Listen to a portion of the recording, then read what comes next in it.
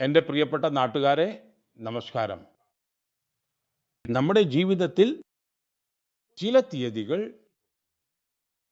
ഓർത്തു വെക്കാനായിട്ട് കലണ്ടറുകൾ നോക്കേണ്ട ആവശ്യമില്ല. ഇന്ന് ജൂലൈ 26 അത്തരത്തിലുള്ള ഒരു ദിവസമാണ്. കാർഗിൽ വിജയ് ദിനമാണിത്. ഈ ദിവസം നമ്മെ അഭിമാനം കൊള്ളിക്കുന്നു. നമ്മുടെ ധീരരായ സൈനികരുടെ അസാമാന്യമായ ധൈര്യത്തെ ഈ ദിവസം ഓർമ്മിപ്പിക്കുന്നു. കാർഗിലിലെ മലനിരകളും കഠിന കാലാവസ്ഥയും ശത്രുക്കളുടെ വെല്ലുവിളിയും എല്ലാം നമ്മുടെ സൈനികർക്ക് മുന്നിലുണ്ടായിരുന്നു. പക്ഷെ അവരുടെ ആത്മവിശ്വാസം ഏത് വെല്ലുവിളിയേക്കാളും വലുതായിരുന്നു. ഭാരതാംബയുടെ സംരക്ഷണത്തിനായി അവർ സർവസ്വവും സമർപ്പിച്ചു. ഇന്ന് കാർഗിൽ വിജയ് ദിനത്തിൽ ധീരരായ രക്തസാക്ഷികളെയും സൈനികരെയും ഞാൻ വന്ദിക്കുന്നു. സുഹൃത്തുക്കളെ, ഇന്നത്തെ ഭാരതം വീരന്മാരെ ഓർക്കുക മാത്രമല്ല, അവരുടെ കഥകൾ പുതിയ തലമുറയിലേക്ക് എത്തിക്കുകയും ചെയ്യുന്നു. ഇതിനായി ഈ വർഷം ഒരു പ്രത്യേക ശൗര്യ വിജയ യാത്ര സംഘടിപ്പിച്ചിട്ടുണ്ട്. ജൂലൈ 14 ഡൽഹിയിലെ നാഷണൽ വാർ മെമ്മോറിയലിൽ നിന്ന് തുടങ്ങിയ ഈ മോട്ടോർ സൈക്കിൾ യാത്ര ദ്രാസിലെ കാർഗിൽ വാർ മെമ്മോറിയലിൽ എത്തും. ഒറ്റ യാത്ര, ഒറ്റ രാജ്യം, ഒറ്റ സല്യൂട്ട്, ഇതാണ് ഇതിന്റെ സന്ദേശം.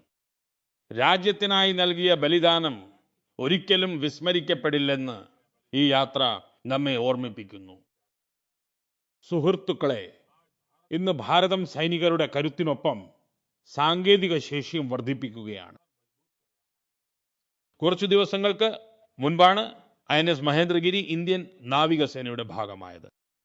ഈ ആധുനിക യുദ്ധക്കപ്പൽ ഇന്ത്യയിൽ തന്നെ രൂപകൽപ്പന ചെയ്ത് നിർമ്മിച്ചതാണ്. ഇതിൽ 3/4 ഭാഗവും തദ്ദേശീയ വസ്തുക്കളാണ്. ഇത് സ്വയം പര്യാപ്ത ഭാരതത്തിന്റെ കരുത്തിന്റെ അടയാളമാണ്. ഈ മാസം DRDO പിനാക ഗൈഡഡ് റോക്കറ്റും വിജയകരമായി പരീക്ഷിച്ചു. ഈ വിജയത്തിന് പിന്നിൽ നമ്മുടെ ശാസ്ത്രജ്ഞരുടെയും എഞ്ചിനീയർമാരുടെയും കൂട്ടായ പരിശ്രമമുണ്ട്. 2-3 ദിവസം മുമ്പ് DRDO കുഷ മിസൈലും വിജയകരമായി പരീക്ഷിച്ചിട്ടുണ്ട്. സുഹൃത്തുക്കളെ, പ്രതിരോധ ഉൽപാദനത്തിലോ കയറ്റുമതിയിലോ വിദേശ സഹകരണത്തിലോ ആകട്ടെ, ഇന്ത്യ നിരന്തരം പുതിയ ഉയരങ്ങളിലേക്ക് കുതിക്കുകയാണ്. ഈ മാസത്തിന്റെ തുടക്കത്തിൽ ഞാൻ ഇന്തോനേഷ്യയിലായിരുന്നു. അവിടെ ബ്രഹ്മോസ് അസ്ത്ര മിസൈലുകൾക്കായി വലിയൊരു കരാർ ഒപ്പിട്ടിട്ടുണ്ട്. ഇന്ത്യയുടെ പ്രതിരോധ സാങ്കേതിക വിദ്യയിൽ ലോകത്തിന്റെ വിശ്വാസം ഏറുകയാണ്. ഈ കാർഗിൽ വിജയ ദിനത്തിൽ നമുക്ക് നമ്മുടെ അമര രക്തസാക്ഷികളെ വന്ദിക്കാം. സുരക്ഷിതവും കഴിവുറ്റതും സ്വയം പര്യാപ്തവുമായ ഭാരതത്തിനായി നമ്മുടെ പ്രതിജ്ഞ പുതുക്കാം. പ്രിയപ്പെട്ട ദേശവാസികളെ, മൻ കി ബാത്തിന്റെ കഴിഞ്ഞ ലക്കത്തിൽ ഞാൻ നിങ്ങളോട് മഴവെള്ളം സംഭരിക്കാനുള്ള പദ്ധതിയെക്കുറിച്ച് പറഞ്ഞിരുന്നു. ഓരോ തുള്ളിയും സംരക്ഷിക്കാനുള്ള ഈ ദൗത്യം ജനകീയമാക്കാൻ ഞാൻ അഭ്യർത്ഥിച്ചിരുന്നു. മഴവെള്ളം സംഭരിക്കുക എന്ന ആശയം വളരെ ലളിതമാണ്. എവിടെ മഴ പെയ്താലും എപ്പോൾ പെയ്താലും ആ വെള്ളം അവിടെ തന്നെ സംഭരിക്കുക. അതുകൊണ്ട് ജൂലൈ 4 മുതൽ രാജ്യത്തുടനീളം ഒരു പ്രത്യേക പദ്ധതി നടപ്പിലാക്കുന്നുണ്ട്. ഇതിന്റെ ഭാഗമായി മഴവെള്ള സംഭരണം, ഭൂഗർഭ ജലനിരപ്പ് ഉയർത്തൽ, പഴയ ജലസ്രോതസ്സുകൾ പുനഃസ്ഥാപിക്കൽ, കൂടാതെ വൃക്ഷത്തൈകൾ നട്ടുപിടിപ്പിക്കൽ തുടങ്ങിയ പ്രവർത്തനങ്ങൾക്ക് വേഗത കൂട്ടുന്നു. ഗ്രാമങ്ങളും നഗരങ്ങളും ഒരുപോലെ ഇതിൽ പങ്കുചേരുന്നതിൽ എനിക്ക് വലിയ സന്തോഷമുണ്ട്. പഞ്ചായത്തുകളായാലും സംഘടനകളായാലും എല്ലായിടത്തും ആളുകൾ പങ്കുചേരുന്നു. ചിലയിടങ്ങളിൽ പഴയ കുളങ്ങളിലെ ചെളി നീക്കം ചെയ്യുന്നു. മറ്റു ചിലയിടങ്ങളിൽ കിണറുകൾ പുനരുജ്ജീവിപ്പിക്കുന്നു.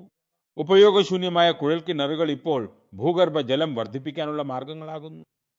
സുഹൃത്തുക്കളെ, മധ്യപ്രദേശിലെ സിദ്ധി ജില്ലയിൽ ഏകദേശം 1500ഓളം കുളങ്ങൾ നിർമ്മിച്ചിട്ടുണ്ട്. നർസിപൂരിൽ അമൃത് സരോവരങ്ങൾ മനോഹരമായി നവീകരിച്ചു. മഹാരാഷ്ട്രയിലെ നാസിക്കിൽ വലിയ അളവിൽ വെള്ളം സംഭരിക്കാനുള്ള ശേഷി വികസിപ്പിച്ചിട്ടുണ്ട്. ആന്ധ്രാപ്രദേശിലെ നന്ദിയാലിലെ എല്ലാ ഗ്രാമപഞ്ചായത്തുകളും ഈ ദൗത്യത്തിൽ പങ്കുചേരുകയും പഴയ കുളങ്ങൾ വീണ്ടും ഉപയോഗപ്രദമാക്കുകയും ചെയ്തു. നമ്മുടെ നഗരങ്ങളും ഒട്ടും പിന്നിലല്ല.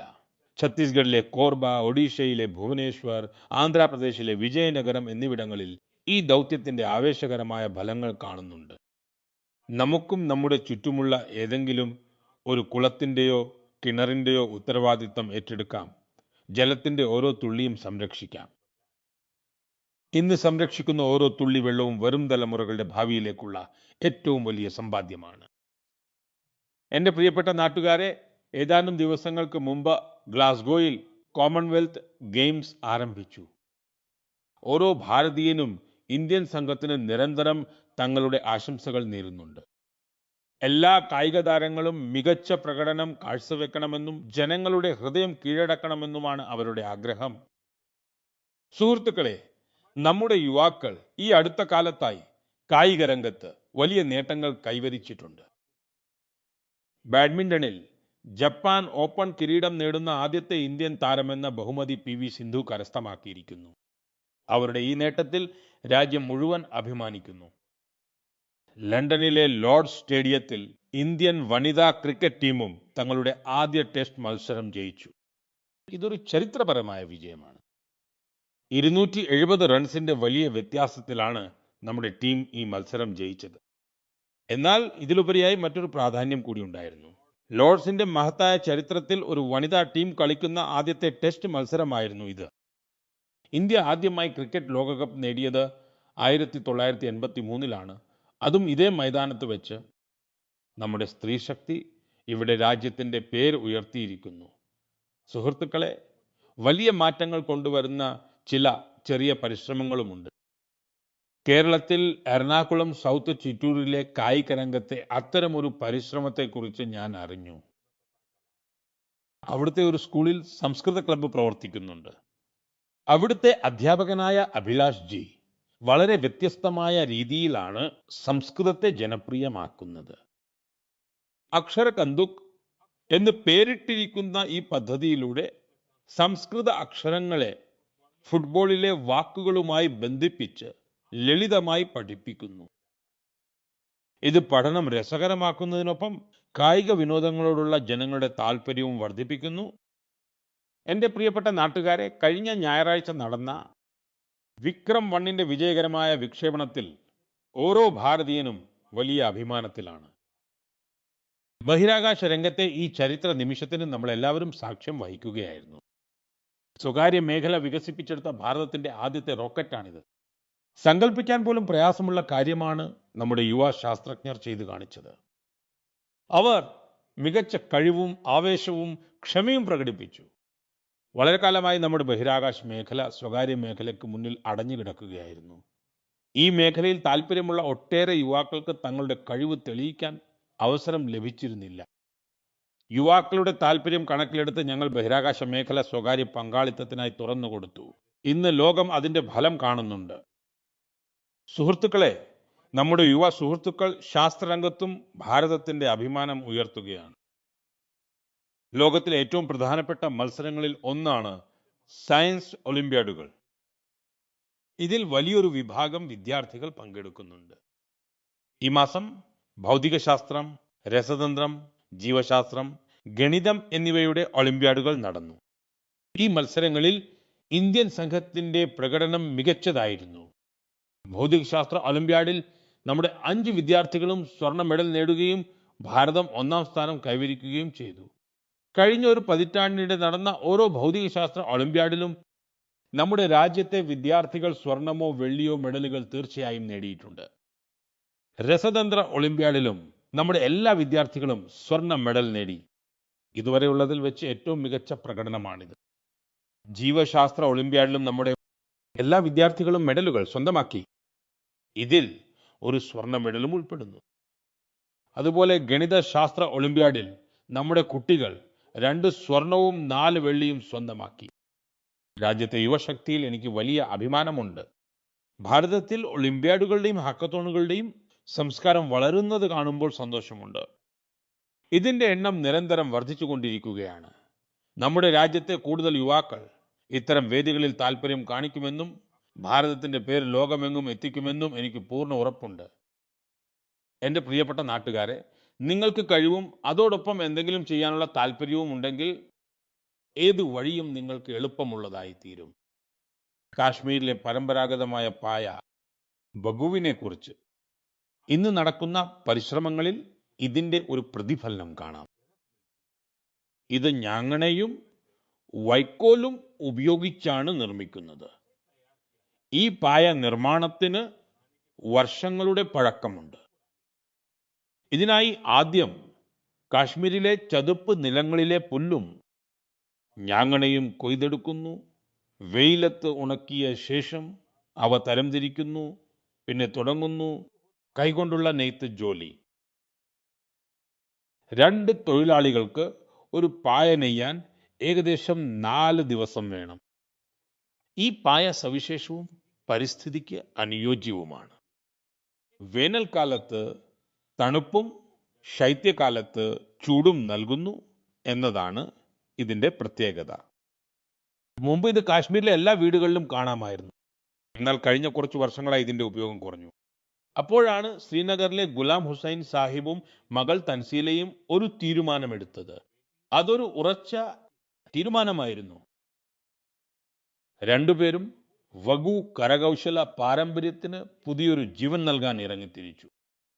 ഗുലാം ഹുസൈൻ സാഹിബ് വളരെ സാധാരണ കുടുംബത്തിൽ നിന്നുള്ള ആളാണ്. ഈ ജോലിയിൽ അദ്ദേഹത്തിന് പലതരം വെല്ലുവിളികളും നേരിടേണ്ടി വന്നു. എങ്കിലും വഗു സംരക്ഷിക്കാനുള്ള അദ്ദേഹത്തിന്റെ തീരുമാനം ഉറച്ചതായിരുന്നു. പെട്ടെന്ന് തന്നെ അദ്ദേഹത്തിന്റെ ഈ ശ്രമത്തിൽ ഒട്ടേറെ ആളുകൾ പങ്കുചേർന്നു. ഗുലാം ഹുസൈൻ സാഹിബ് ഈ കലയെ വളരെയധികം പ്രോത്സാഹിപ്പിച്ചു. അവരുടെ ഈ ദൗത്യത്തിൽ പ്രാദേശികമായി സർക്കാരിന്റെ സഹായവും ലഭിച്ചു. ഇന്ന് വേഗത്തിൽ പ്രചാരം നേടിക്കൊണ്ടിരിക്കുന്ന വഗു രാജ്യത്തിന്റെ മറ്റ് ഭാഗങ്ങളിലേക്കും എത്തുന്നുണ്ട്. ഈ പരിശ്രമത്തിൽ പങ്കാളികളായ എല്ലാവരെയും ഓർത്ത് എനിക്ക് വലിയ അഭിമാനമുണ്ട്. ഇന്ന് നമ്മൾ എല്ലാവരും പ്രാദേശിക ഉൽപ്പന്നങ്ങൾക്കാണ് പ്രാധാന്യം നൽകുന്നത്. നമ്മുടെ നാടിന്റെ ഉൽപ്പന്നങ്ങളെ പ്രോത്സാഹിപ്പിക്കുക എന്ന ലക്ഷ്യവുമായാണ് നമ്മൾ മുന്നോട്ട് പോകുന്നത്. അങ്ങനെയെങ്കിൽ കശ്മീരിലെ വഗുവും നിങ്ങളുടെ വീടിന്റെ ഭാഗമാകുന്നതിനെക്കുറിച്ച് തീർച്ചയായും ചിന്തിക്കണം. സുഹൃത്തുക്കളെ, നമ്മുടെ നാട്ടിൽ ചായ എന്നത് വെറും ഒരു പാനീയം മാത്രമല്ല, അതൊരു ആത്മബന്ധം കൂടിയാണ്. രാവിലെയുള്ള തുടക്കമാകട്ടെ, കൂട്ടുകാരുമായുള്ള കൂടിക്കാഴ്ചയാകട്ടെ, അല്ലെങ്കിൽ കുടുംബത്തോടൊപ്പം ചില നിമിഷങ്ങൾ ചെലവഴിക്കുന്നതാകട്ടെ, ചായ എല്ലാ വേളകളുടെയും ഭാഗമാണ്. നിങ്ങൾക്കും അത് നന്നായി അറിയാമല്ലോ, എൻ്റെ ചായയുമായുള്ള ബന്ധം എന്താണെന്ന്. പക്ഷേ ഇന്ന് ഞാൻ പറയുന്ന ഈ ചായ രുചി മാത്രമല്ല അത് നൽകിയത്, മറിച്ച് പല സഹോദരിമാരുടെ ജീവിതത്തിൽ സ്വയം പര്യാപ്തതയുടെ പുതുമണം കൂടി നൽകി. യുപിയിലെ ബിജ്നോർ ജില്ലയിലെ ലഖിവാല ഗ്രാമത്തിൽ അയൽക്കൂട്ട സ്ത്രീകൾ വിദൂർ പ്രേരണ സ്വദേശി ഹെർബൽ ചായ തയ്യാറാക്കി. ഇതിൽ ലെമൺ ഗ്രാസ്, ചിറ്റമൃത്, ഇരട്ടി മധുരം, തുളസി, പച്ചമഞ്ഞൾ, കറുവപ്പട്ട, ഏലക്ക, പെരുംജീരകം തുടങ്ങിയ പ്രകൃതിദത്ത ചേരുവകൾ ചേർത്തിട്ടുണ്ട്. അതിന്റെ സവിശേഷമായ രുചിയും ഗുണങ്ങളും കാരണമാണ് ഇത് ശ്രദ്ധിക്കപ്പെട്ടത്. ഈ ചായ വളരെ കുറഞ്ഞ കാലയളവിനുള്ളിൽ ആളുകൾക്കിടയിൽ വലിയൊരു പേര് സമ്പാദിച്ചു. പ്രയാഗ്രാജിലെ മഹാകുംഭമേളയിലും ഡൽഹിയിലെ അന്താരാഷ്ട്ര ഭക്ഷണമേളയിലും ഇതിന് വലിയ സ്വീകാര്യത ലഭിച്ചു. ഈ ഔഷധ ചായ എല്ലാവരും ഒരുപോലെ പ്രശംസിച്ചു. വിദേശത്തു നിന്നുള്ളവർ പോലും ഇതിൽ വലിയ താല്പര്യം കാണിച്ചു. സുഹൃത്തുക്കളെ, ഇതിന്റെ തുടക്കമാണ് ഏറ്റവും വലിയ പ്രചോദനം. വെറും 1,00,000 രൂപയിൽ തുടങ്ങിയ ഈ സംരംഭം ഇന്ന് രാജ്യത്തെ വലിയ പ്രശസ്തമായ സ്ഥാപനങ്ങളിൽ വരെ എത്തിക്കഴിഞ്ഞു. പ്രാദേശികമായ അറിവും പ്രകൃതിയും സ്ത്രീകളുടെ ആത്മവിശ്വാസവും എല്ലാം കൂടി ഒത്തുചേരുമ്പോൾ ഒരു ചെറിയ ശ്രമം പോലും വലിയ മാറ്റത്തിന് തുടക്കമാകുമെന്ന് ഈ സംരംഭം നമുക്ക് കാണിച്ചു തരുന്നു. എൻ്റെ പ്രിയപ്പെട്ട നാട്ടുകാരെ, ഇന്ന് രാജ്യമൊട്ടാകെ ഒരു മരം അമ്മയുടെ പേരിൽ എന്ന പരിപാടിയിലൂടെ ആളുകൾ പ്രകൃതിയോടുള്ള കടമ നിറവേറ്റുകയാണ്. സമൂഹം ഈ വികാരത്തോടെ ഒന്നിക്കുമ്പോൾ വളരെ മനോഹരവും പ്രചോദനാത്മകവുമായ ഉദാഹരണങ്ങൾ മുന്നിൽ വരുന്നു. സുഹൃത്തുക്കളെ, അഹമ്മദാബാദിൽ ജനങ്ങളുടെ പങ്കാളിത്തത്തിന്റെ വലിയ ശക്തി കാണാൻ കഴിഞ്ഞു. ഭാരത് മേഖലയിൽ 1 മണിക്കൂറിനുള്ളിൽ 3.5 ലക്ഷത്തിലധികം തൈകൾ നട്ടുപിടിപ്പിച്ചു. ഇതിൽ 25,000-ത്തിലധികം ആളുകൾ പങ്കുചേർന്നു. സ്കൂൾ കുട്ടികൾ, എൻസിസി കേഡറ്റുകൾ, സന്നദ്ധ പ്രവർത്തകർ, സാധാരണ പൗരന്മാർ എന്നിവരെല്ലാം ഈ ദൗത്യത്തിൽ ഭാഗമായി.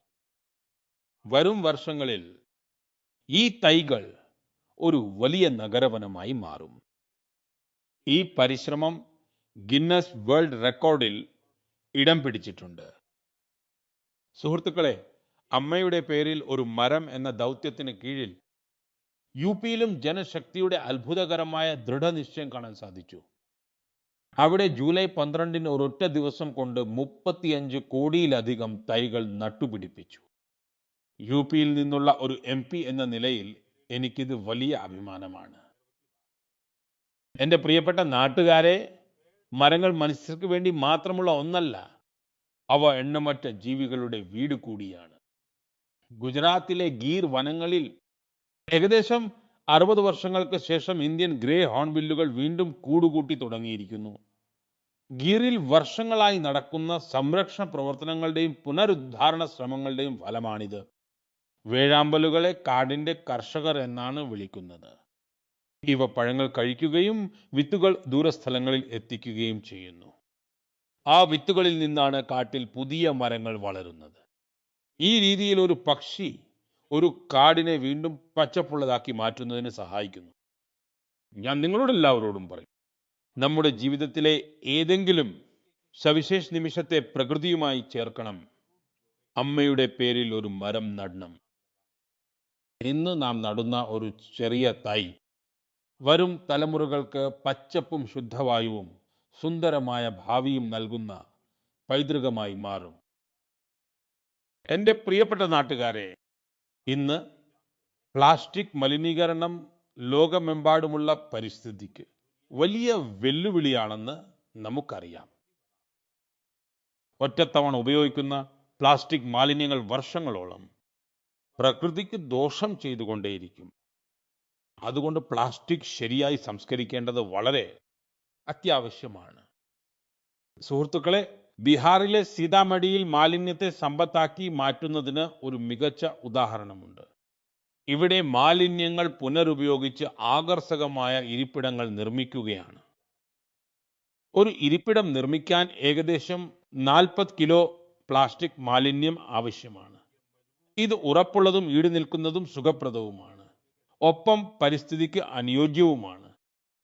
ഇവ സർക്കാർ വിദ്യാലയങ്ങളിലും ഉദ്യാനങ്ങളിലും പൊതുസ്ഥലങ്ങളിലും സ്ഥാപിക്കുന്നുണ്ട്. ഇതിലൂടെ പരിസ്ഥിതി സംരക്ഷണത്തെക്കുറിച്ച് ജനങ്ങളിൽ അവബോധം വളരുകയാണ്. ഈ ഉദ്യമത്തിൽ തദ്ദേശ സ്ഥാപനങ്ങളും ജില്ലാ ഭരണകൂടവും പ്രധാന പങ്ക് വഹിക്കുന്നു. ഇതിലൂടെ പ്രാദേശികമായി തൊഴിലവസരങ്ങളും ഉണ്ടാകുന്നുണ്ട്. സീതാമഢിയിലെ ഈ പരിശ്രമം മാലിന്യം കുറയ്ക്കുക, പുനരുപയോഗിക്കുക എന്നത് വെറുമൊരു മുദ്രാവാക്യമല്ല, മറിച്ച് ജീവിതത്തിന്റെ ഭാഗമാണെന്ന് ഇത് കാണിച്ചു തരുന്നു. സുഹൃത്തുക്കളെ, കഴിഞ്ഞ തവണത്തെ മൻ കി ബാത്തിൽ ഞാൻ ഗണേശോത്സവത്തെക്കുറിച്ച് പറഞ്ഞത് ഓർക്കുന്നുണ്ടാകുമല്ലോ. നമ്മുടെ രാജ്യത്തെ മണ്ണുകൊണ്ട് നിർമ്മിച്ച ഗണപതി വിഗ്രഹങ്ങളെ വേണം നാം ആരാധിക്കാൻ എന്ന് ഞാൻ അഭ്യർത്ഥിച്ചിരുന്നു. പ്ലാസ്റ്റർ ഓഫ് പാരീസ് കൊണ്ട് നിർമ്മിച്ചതോ വിദേശത്തു നിന്ന് കൊണ്ടുവന്നതോ ആയ ഗണപതി വിഗ്രഹങ്ങൾക്ക് പകരം നമ്മുടെ നാട്ടിലെ മണ്ണുകൊണ്ട് നിർമ്മിച്ച വിഗ്രഹങ്ങൾ വേണം വീട്ടിൽ പ്രതിഷ്ഠിക്കാൻ. ഈ കാര്യത്തിൽ പലരും എനിക്ക് സന്ദേശങ്ങൾ അയക്കുകയും അഭിപ്രായങ്ങൾ അറിയിക്കുകയും ചെയ്തു. എൻ്റെ ഈ അഭ്യർത്ഥന അവർ സ്വീകരിച്ചതായി പലരും എന്നെ അറിയിച്ചു. നാട്ടിലെ മണ്ണുകൊണ്ട് നിർമ്മിച്ച ഗണപതി വിഗ്രഹങ്ങൾ പ്രതിഷ്ഠിക്കുമെന്ന് അവർ തീരുമാനിച്ചിട്ടുണ്ട്. മൻ കി ബാത്തിൽ നേരത്തെ ഇത് ചർച്ച ചെയ്തത് ശരിയായ സമയത്ത് തീരുമാനമെടുക്കാൻ തങ്ങളെ സഹായിച്ചുവെന്ന് പലരും എഴുതി. ഞാൻ ഒരിക്കൽ കൂടി എൻ്റെ ഈ അഭ്യർത്ഥന ആവർത്തിക്കുകയാണ്. ഇത്തവണത്തെ പൂജയ്ക്ക് നമ്മുടെ മണ്ണുകൊണ്ടുള്ള ഗണപതി വിഗ്രഹങ്ങൾ വീട്ടിൽ പ്രതിഷ്ഠിക്കൂ, അവരെ ആരാധിക്കൂ. നിങ്ങളുടെ ഈ ശ്രമം ഒരു തരത്തിൽ പ്രകൃതിയെ ആരാധിക്കുന്നത് പോലെയാണ്. എൻ്റെ പ്രിയപ്പെട്ട നാട്ടുകാരെ, ഇപ്പോൾ ഞാൻ നിങ്ങൾക്ക് ഒരാളെക്കുറിച്ച് പറഞ്ഞു തരാം. അദ്ദേഹത്തെക്കുറിച്ച് കേൾക്കുമ്പോൾ നിങ്ങൾക്ക് അഭിമാനം തോന്നും. ശാസ്ത്രത്തിൻ്റെയും നൂതന കണ്ടെത്തലുകളുടെയും രംഗത്ത് വളരെയധികം അധ്വാനിക്കുന്ന ഒരാൾ. ലോകം അദ്ദേഹത്തെ തിരിച്ചറിയുന്നു. എങ്കിലും അദ്ദേഹം തൻ്റെ നാടുമായി ആഴത്തിൽ ബന്ധപ്പെട്ടിരിക്കുന്നു. അവസരം കിട്ടുമ്പോഴെല്ലാം തൻ്റെ നാടിനെ ആദരിക്കാൻ അദ്ദേഹം മറക്കാറില്ല. മണിപ്പൂരിലെ ഡോക്ടർ റൊണാൾഡോ ലഷ്രാംജിയാണ് ആ വ്യക്തി. പേര് റൊണാൾഡോ എന്നാണ്, പക്ഷേ അദ്ദേഹം ഒരു വാനശാസ്ത്രജ്ഞനാണ്. അദ്ദേഹം ജപ്പാനിലാണ് ജോലി ചെയ്യുന്നത്. യുവ ഗാലക്സികളുടെ ഒരു വലിയ കൂട്ടത്തെ കണ്ടെത്തിയ സംഘത്തിൽ അദ്ദേഹം ഉണ്ടായിരുന്നു. അദ്ദേഹം യഥാർത്ഥത്തിൽ എന്താണ് ചെയ്തതെന്ന് അറിയാൻ നിങ്ങൾക്ക് താല്പര്യമുണ്ടോ? സത്യത്തിൽ അദ്ദേഹം ഈ ഗാലക്സി കൂട്ടത്തിന് മണിപ്പൂരിലെ മനോഹരമായ ഒരു തടാകത്തിന്റെ പേരുമായി ചേർത്ത് ലോക്താക് പ്രോട്ടോ ക്ലസ്റ്റർ എന്നാണ് പേരിട്ടിരിക്കുന്നത്. ലോക്താക് ശുദ്ധജലത്തിന്റെ വലിയൊരു തടാകമാണ് ലോക്താക്. അതിൽ ഒഴുകി നടക്കുന്ന ഫുംദികൾ ചേർന്ന് ഒരു അപൂർവ കാഴ്ചയാണ് അവിടെ ഒരുക്കുന്നത്. വിശാലമായ കടലിൽ ചെറിയ ദ്വീപുകൾ ഒഴുകി നടക്കുന്നത് പോലെയാണ് അത് തോന്നുക. അതുപോലെ തന്നെ പ്രപഞ്ചത്തിൽ ഈ യുവ ഗാലക്സികളും ഒരു വലിയ ഘടനയ്ക്ക് രൂപം നൽകുന്നു. ഇന്ന് മണിപ്പൂരിലെ ലോക്താക് രാജ്യത്തിന്റെ ഭൂപടത്തിൽ മാത്രമല്ല, ഈ വലിയ പ്രപഞ്ചത്തിലും തിളങ്ങി നിൽക്കുകയാണ്. ഈ നേട്ടം ഓരോ ഭാരതീയന്റെയും അഭിമാനം വർദ്ധിപ്പിക്കുന്നതാണ്. സ്വന്തം പാരമ്പര്യത്തിൽ ഉറച്ചു നിന്നുകൊണ്ട് തന്നെ പുതിയ ഉയരങ്ങൾ കീഴടക്കാൻ കഴിയുമെന്ന് ഇത് നമ്മുടെ യുവാക്കളെ പഠിപ്പിക്കുന്നു. നക്ഷത്ര ലോകത്തെ പോലും പ്രകാശിപ്പിക്കാൻ കഴിയുന്ന വേരുകളാണിവ. എൻ്റെ പ്രിയപ്പെട്ട നാട്ടുകാരെ, കുറച്ചു ദിവസങ്ങൾക്ക് ശേഷം ഓഗസ്റ്റ് 7-ന് നമ്മുടെ രാജ്യം ദേശീയ കൈത്തറി ദിനം ആഘോഷിക്കും. ഈ അവസരത്തിൽ നമ്മുടെ നെയ്ത്തുകാരുടെ നൈപുണ്യത്തെയും അവരുടെ സർഗാത്മകതയെയും നമ്മൾ ആഘോഷിക്കുന്നു. തലമുറകളായി കൈമാറി വന്ന പാരമ്പര്യങ്ങളെ നമ്മുടെ സുഹൃത്തുക്കൾ മുന്നോട്ട് കൊണ്ടുപോവുകയാണ്. സുഹൃത്തുക്കളെ, കൈത്തറിയിൽ നിർമ്മിച്ച ഓരോ വസ്ത്രവും ഏതെങ്കിലും ഒരു പ്രദേശത്തെയോ സമുദായത്തെയോ കുറിക്കുന്നു. ഇതുമായി ബന്ധപ്പെട്ട അസംഖ്യം പേരുടെ കഥകൾ ഇത് പുറത്തു കൊണ്ടുവരുന്നു. ഭാരതത്തിന്റെ സാംസ്കാരിക പൈതൃകം അഭിമാനത്തോടെ കാത്തു സൂക്ഷിക്കുന്നവരാണിവർ. കരകൗശല വിദ്യകളെ പ്രോത്സാഹിപ്പിക്കാനും നെയ്ത്തുകാരെ ആദരിക്കാനും ഈ ദിവസം ഞാൻ അഭ്യർത്ഥിക്കുന്നു. നമുക്ക് പ്രാദേശിക ഉൽപ്പന്നങ്ങളെ പിന്തുണയ്ക്കുന്ന രീതി ശക്തമാക്കാം. എൻ്റെ പ്രിയ സുഹൃത്തുക്കളെ, ഇന്ന് നമ്മുടെ രാജ്യത്ത് കൈത്തറിക്ക് നൽകുന്ന പ്രോത്സാഹനം പലരുടെയും ജീവിതം മെച്ചപ്പെടുത്തുന്നുണ്ട്. പോച്ചംപള്ളി മുതൽ പട്ന വരെയും കുത്താംപള്ളി മുതൽ കച്ച് വരെയും ഇതിന് പല ഉദാഹരണങ്ങളുണ്ട്. ഇന്ന് അത്തരം പല സംഘങ്ങളുമുണ്ട്. നമ്മുടെ കൈത്തറി പാരമ്പര്യത്തിന് പുത്തൻ ഉണർവും അംഗീകാരവും നൽകുന്നവർ. ചിലർ പോച്ചംപള്ളി ഇകത്തിന്റെ മനോഹരമായ പാരമ്പര്യം മുന്നോട്ട് കൊണ്ടുപോകുന്നു. മറ്റു ചിലർ വനിതാ നെയ്ത്തുകാരെ ചേർത്ത് കമ്പിളി ഉൽപ്പന്നങ്ങൾ ഉണ്ടാക്കുന്നു. സുഹൃത്തുക്കളെ, കേരളത്തിന്റെ കസവ് എന്ന കലയെ ആളുകൾ സംരക്ഷിക്കുമ്പോൾ അത് നമ്മുടെ അമ്മമാർക്കും സഹോദരിമാർക്കും തൊഴിൽ നൽകുന്നുണ്ട്. ഞാൻ പ്രത്യേകം പറയാൻ ആഗ്രഹിക്കുന്ന മറ്റൊരു വിഷയം ഖാദിയാണ്. മഹാത്മാഗാന്ധിക്ക് ഖാദി ഏറെ പ്രിയപ്പെട്ടതായിരുന്നു എന്ന് നമുക്കറിയാം. കഴിഞ്ഞ കുറച്ച് വർഷങ്ങളായി ഖാദിക്ക് വലിയ പ്രചാരം ലഭിച്ചിട്ടുണ്ട്. കഴിഞ്ഞ 12 വർഷം കൊണ്ട് ഇതിന്റെ വിൽപ്പന 6 ഇരട്ടിയായി ഉയർന്നു. വിൽപ്പന ഇപ്പോൾ 8,000 കോടി രൂപയ്ക്ക് അടുത്തെത്തിയിരിക്കുന്നു. എനിക്ക് നിങ്ങളോട് ഒരു അഭ്യർത്ഥനയുണ്ട്. വരാനിരിക്കുന്ന ഉത്സവകാലത്ത് ഖാദിയുടെയോ കൈത്തറിയുടെയോ കരകൗശല വിദ്യയുടെയോ ഏതെങ്കിലും ഒരു ഉൽപ്പന്നം തീർച്ചയായും വാങ്ങണം. എൻ്റെ പ്രിയപ്പെട്ട നാട്ടുകാരെ, ഇന്ത്യയിൽ എത്ര തരം സംഗീത ഉപകരണങ്ങൾ ഉണ്ടെന്ന് നിങ്ങളോട് ചോദിച്ചാൽ നിങ്ങളൊന്ന് ആലോചിച്ചു പോകും. കാരണം നമ്മുടെ നാട്ടിൽ അത്രയധികം സംഗീത ഉപകരണങ്ങളും അവയുമായി ബന്ധപ്പെട്ട പാരമ്പര്യങ്ങളുമുണ്ട്. അത്തരത്തിലൊന്നാണ് ത്രിപുരയിലെ ചോങ്പ്രേങ്. അവിടെയുള്ള ഗോത്രവർഗക്കാർക്കിടയിൽ ഇതിന് വലിയ പ്രചാരമുണ്ട്. മുള കൊണ്ട് നിർമ്മിച്ച ഈ ഉപകരണത്തിൽ 3 തന്ത്രികളാണുള്ളത്. ഇതിൽ നിന്നുള്ള ഈണം വളരെ മധുരമാണ്. ഇത് സരോദിന് സമാനമാണ്. ചില കാരണങ്ങളാൽ യുവാക്കൾക്കിടയിൽ ഇതിന്റെ പ്രചാരം കുറഞ്ഞു വരികയായിരുന്നു. അങ്ങനെയുള്ള ഒരു സാഹചര്യത്തിൽ സൂരജ് കുമാർ ദേവ് വർമ്മ അതിനെ വീണ്ടും ജനകീയമാക്കാൻ തീരുമാനിച്ചു. ഇന്ന് അദ്ദേഹത്തിന്റെ പ്രയത്നങ്ങൾക്ക് ഫലം കിട്ടുന്നുണ്ട്. അദ്ദേഹം ചോങ് പ്രാങ്കിനൊപ്പം അവിടുത്തെ മറ്റ് പരമ്പരാഗത സംഗീത ഉപകരണങ്ങളിലും പ്രകടനം നടത്താറുണ്ട്. അദ്ദേഹത്തിന് കോക്ക് ബൊറോക്ക് നാടൻ പാട്ടുകളും ബൗൾ ഗാനങ്ങളും ബംഗാളി നാടോടി ഗാനങ്ങളും വളരെ ഇഷ്ടമായിരുന്നു. ഇപ്പോൾ ഞാൻ അതിലൊന്ന് നിങ്ങൾക്ക് വേണ്ടി കേൾപ്പിക്കാം. ഈ സംഗീതം നിങ്ങൾ ഒരിക്കലും മറക്കില്ല.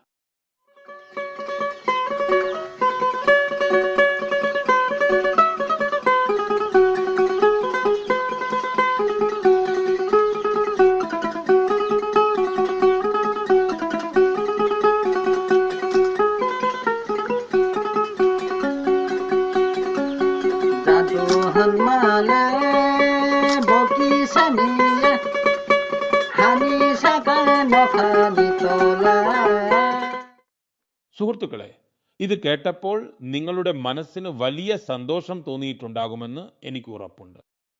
ദേവ് വർമ്മയെക്കുറിച്ച് എനിക്ക് വലിയ അഭിമാനമുണ്ട്.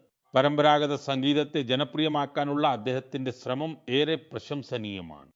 നിങ്ങളുടെ ചുറ്റുമുള്ള പരമ്പരാഗത സംഗീത ഉപകരണങ്ങളെക്കുറിച്ചുള്ള വിവരങ്ങൾ സാമൂഹിക മാധ്യമങ്ങളിൽ പങ്കുവെക്കണമെന്ന് ഞാൻ അഭ്യർത്ഥിക്കുന്നു. ഇത് മറ്റുള്ളവരെയും നമ്മുടെ സംഗീതവുമായി അടുപ്പിക്കും.